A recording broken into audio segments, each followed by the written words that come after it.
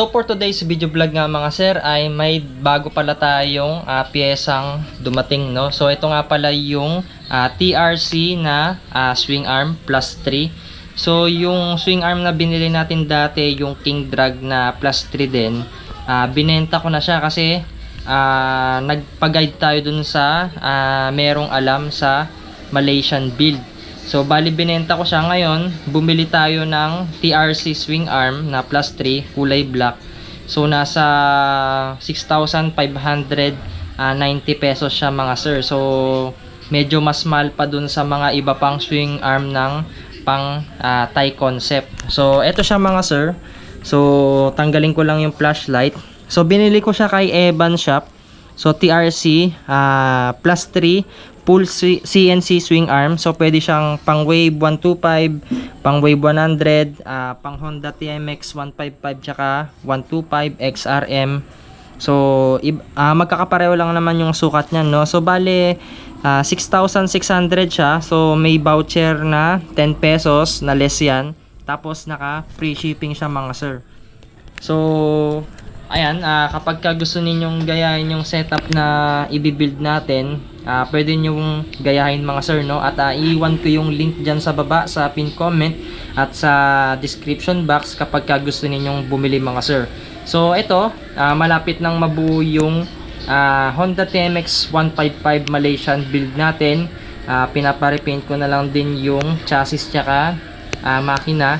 So konting ipon na lang din para masalpak na natin itong mga iba pang pyesa, no. So dito, ito na yung TRC swing arm. So kakadating lang nito kaninang 6 PM. So alas 7 na. Ngayon mag-unboxing tayo mga sir. Tsaka ipapakita ko sa inyo yung itsura niya.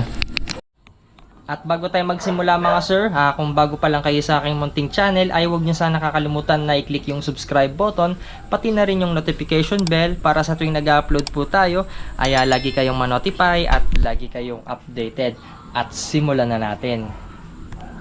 So dito nga mga sir, samahan ninyo akong mag-unboxing para makita na natin yung laman nitong TRC swing arm.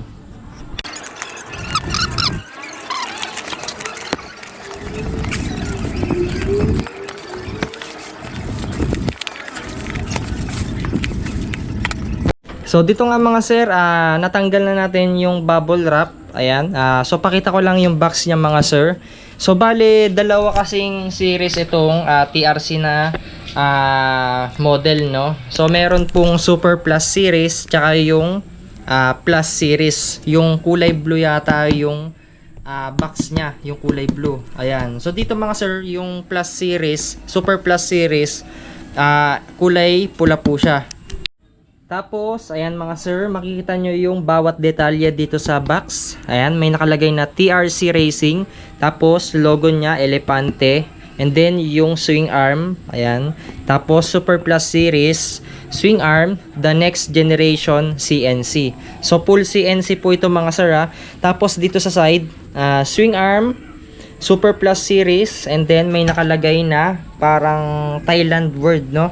Ayan. So, kapag binaba naman natin yung sa ilalim, tignan natin. Ayan. So ganyan po yung itsura niya mga sir. So mababasa nyo yung description dyan. Tapos may logo. Ayan, may ang tawag dito barcode na pwede nyong i-scan. So ayan yung itsura ng box niya mga sir. Tapos dito try natin i-scan yung barcode, no. So para malaman natin na legit talaga siya. Ayan. So kapag na-scan na natin, click po natin yung link na naka-provide dyan. Ayan. So dito, re-recta, kuha na kayo, TRC Racing mga sir. So ibig sabihin, legit po itong nabili natin.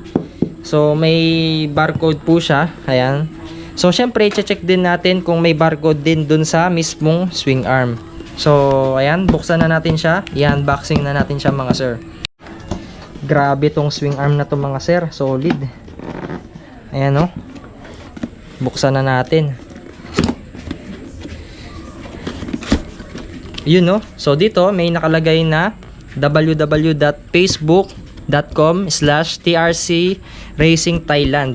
Ayan. Yun, no. Tapos may logong nakalagay dito na TRC Racing. So ito na yung swing arm natin. Ayan, oh. Grabe, ang gwapo. Medyo magaan siya mga sir, oh. Ayan. So, ito, yung packaging niya, nakabalot siya ng TRC Racing na plastic. Tapos, yung sa loob, meron siyang bubble wrap, no? Ayan. So, ito, tanggalin muna natin itong box. Ayan. Para makita natin. So, ayun, no? So, hindi na natin kailangan maggunting, no? Ayan, hugutin na lang natin dito. Ay, ang gwapo. Napakaangas naman ito. Ay, solid. Ayan, so check natin kung may mga dents siya. Ang gwapo ng kulay black.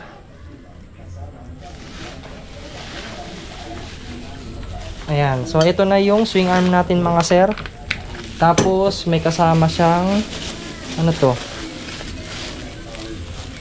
Ayan, meron siyang kasamang rubber tsaka dalawang screw bolts. Ayan. So ito yung lagay sa box niya mga sir. And then ito na yung swing arm. So check natin. Ayan, may mga konting dent lang siya, no? So ito yung mga konting dent niya mga sir. So hindi na natin maiwasan yan. Talagang ganyan na. And then dito rin, no, may dent din siya. So sa pag-deliver na siguro to. Ayan, tapos ito may nakalagay na TRC dito sa gilid. Tapos pwede natin siyang ma-adjust. So ito yung adjustan niya. And then ito yung pinagkakapitan nung sa shock natin. Ang gwapo. Tapos dito sa gilid, ayan, may mga dent lang siya mga sir. So okay lang yan, hindi naman tayo maarte. Tapos ito yung sa may pinagkakapitan ng ehe. Ayan, so ito na yung pinaka nagdudugtong sa kanya. Ang ganda nung pagkaka-welding nila dito mga sir, oh. Ayan. So dito check natin kung may damage. So dito mga sir, pag i-check ninyo, ako pa lang yung bumili. So naglakas loob lang tayo, no. So wala pang bumibili, wala pang ratings dun sa Shopee niya, no. Ayan. So eto, legit naman yung shop niya. Nasa 100k plus din kasi yung followers nung Shopee niya, kaya nagtiwala na lang din ako mga sir. So bali ganyan yung itsura nung swing arm. So kaya black yung kinuha ko para makita natin yung itsura niya. So pwede naman natin tanggalin yung kulay nito. Gagamit tayo ng liquid sosa o kaya yung magic wiwi. So para maging silver siya. So kaya kulay black din yung binili kong mga sir para kakaiba. Kasi halos kulay silver na lahat ng mga naka-swing arm. So dito kaya black siya para maiba naman. So yung mga lumalapag na Malaysian na sniper puro silver, no. So tayo kulay black para maiba naman. Tsaka ito po talaga yung pasok na swing arm sa Malaysian. Ayun, ang ganda ng pagkaka-lighten nila dito. Ang angas. So yan yung itsura niya mga sir. So paikot lang din natin. Ayan. Para mabighani po kayo sa ganda ng TRC swing arm. Ayan.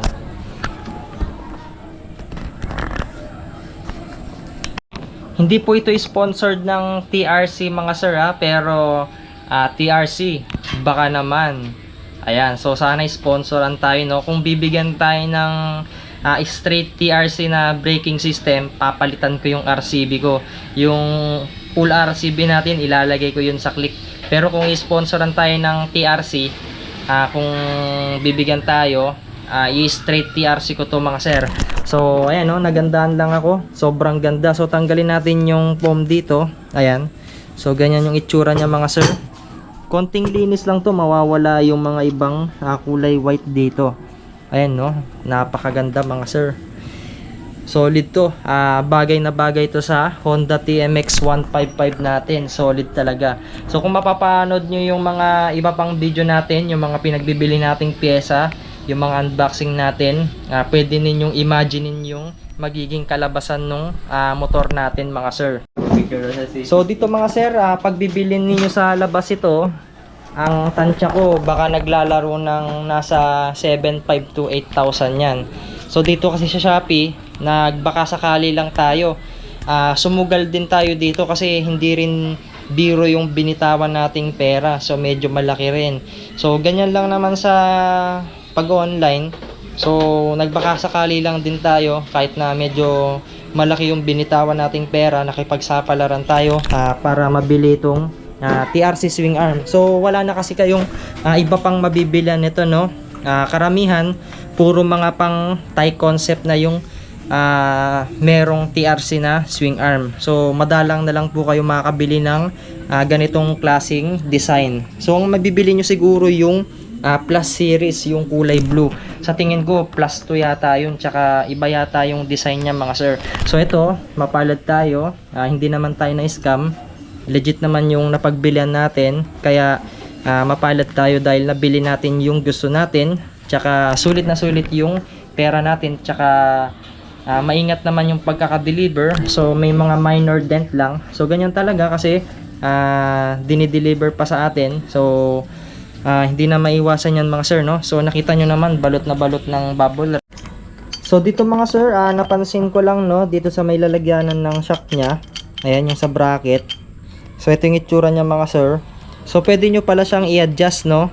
So kung ayaw nyo ng plus 3, so pwede nyo siyang i-adjust dito. So may 4 po siyang butas. Ayan, so yan yung advantage ng TRC swing arm. So yun mga sir, pinalabas ko lahat ng mga pyesa natin, no? So ito na yung update. So ito yung tangke, original yan mga sir, genuine na tangke. Ayan. So meron din tayong hiwalay na unboxing nito. Tapos ito pa yung mga iba. Ayan. So genuine lahat na mga parts ng Honda TMX 155 natin. Headlight, taillight, lahat, pati yung ignition switch. Ayan. Tapos ito yung 4-pot caliper, yung nakita ninyo kanina. So ayan siya mga sir, kulay pula. Ayan mga sir. Tapos ito yung king drag na handlebar natin. So di ko alam kung magpapalit din tayo ng handlebar mga sir.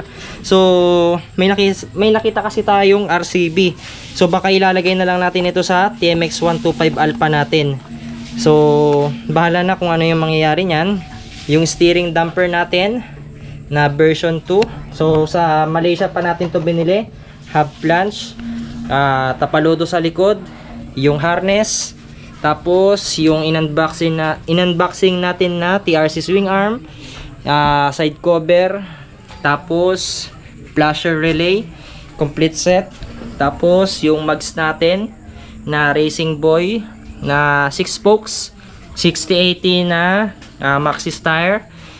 Pareho pong size yan mga sir, RCB din na pito. And then ano tawag dito, 267mm na disc.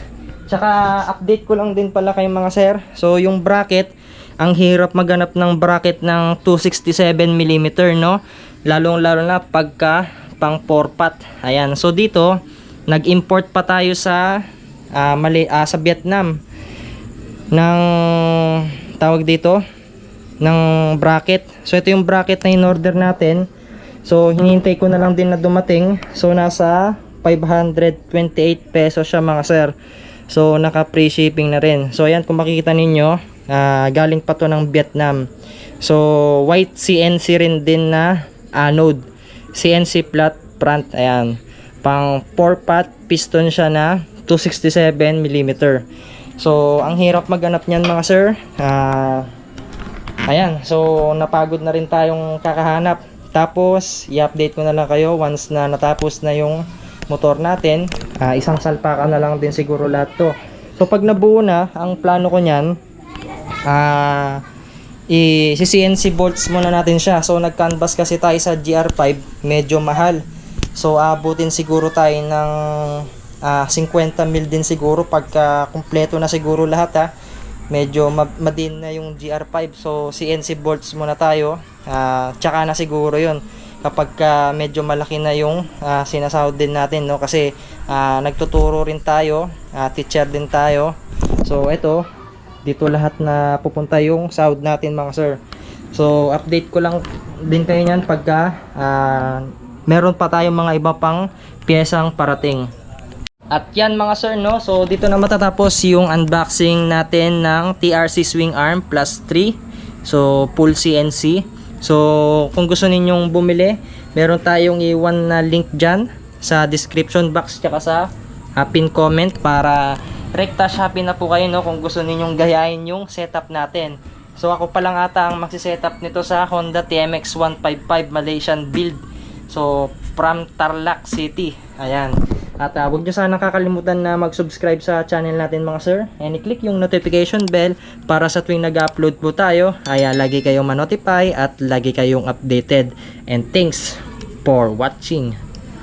I know is not in her. She's a